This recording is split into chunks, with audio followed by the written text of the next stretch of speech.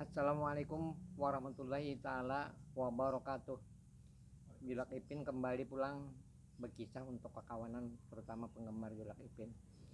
Ini tekisah aine lawan Amang mendulang ke Cempaka hari Kemis. Olehan sudah setengah kerat. Jadi jar Amang udah aine aja, udah nak bulik aja nih jar.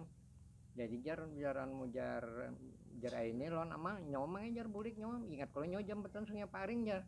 Mulai bahari tuh jar. Bahan tubanan jam sungai paring. Tapi ngaran Amang nih sudah kolehan setengah karatnya ada berpikir masalah hantu.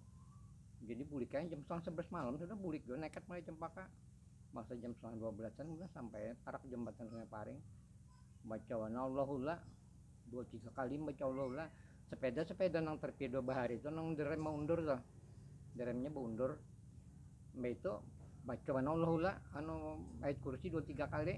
Kadet pang menghalangi sambil menanjak sepeda berpaling pulang melihat ke jembatan tetap dua kadeda menghalangi terus saya mbah pas di mau rasa kumpul lalu menghirang baca benar ayat kursi 2-3 kali mantul jo 4-5 kali mantul jo muyak bepacem rajah si tine nang pindah hirang dah deh sekalinya teranja tentara latihan nyebarang nyata ya mantul ayat kursi